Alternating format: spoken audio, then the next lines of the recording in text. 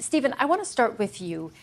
You won't be surprised to hear that Democrats immediately clipped up that clip there of President Trump saying, "I love the inflation." What do you make of what he said?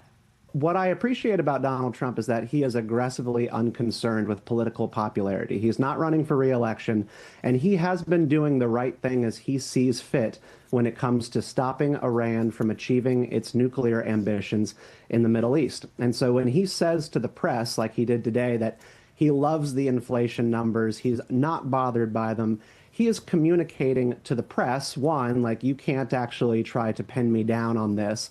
And also to Iran, I am not going to be deterred by political pressures here at home from applying pressure in the Middle East and ending your nuclear program. So that's his audience. His number one metric of success, which I think is valid, is how he is doing compared to President Joe Biden. He is a very visual man. He does not care as much about numbers as he does about pictures. And so I have a picture for you. This here is a mountain of inflation under the Biden administration from 2022 through 2024. Donald Trump is right down here with this spike that we have seen in this month. And when he sees an image like this, he goes, "I'm doing okay because Joe Biden was way worse." That's his view. Melissa, what do you think of that view?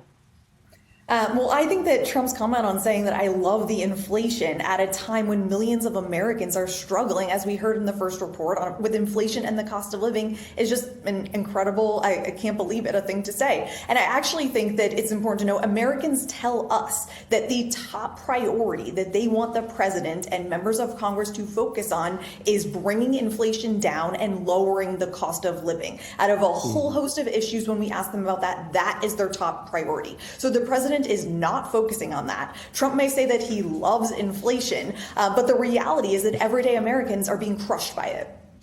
So, Melissa, what about the point that we just heard there from Stephen, that the president is not worried about these things because he thinks national security is more important? He's pointing to the fact that he believes Iran is a real threat.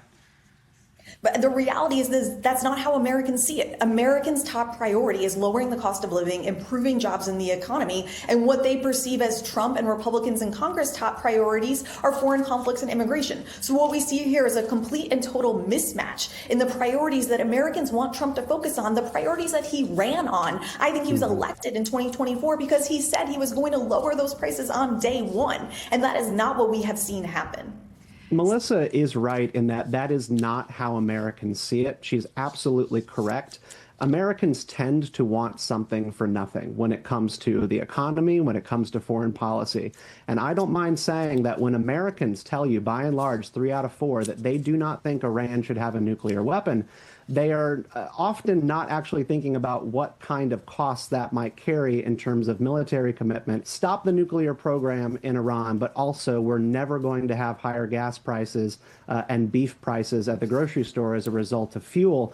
Well, they're probably just going to sit on their hands and want to do nothing. But Donald Trump is a little bit more courageous and risk-prone like that. And he's taking that bet, and I think it's worthwhile, and it will end well. Stephen, the question is whether Americans are actually comparing President Trump to President Biden, as that graph there did, or whether they're comparing him to the promises that he made on the campaign trail. One, not to get the U.S. into what he called forever wars, and two, to bring down the cost of living, not to have it not as bad as his predecessor.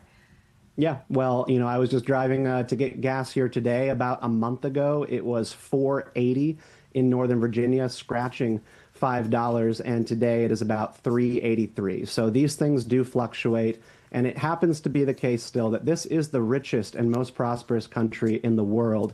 We do have highs and lows, but it is nowhere near as severe as it was in 2022 under President Joe Biden for affordability and costs of living in this country.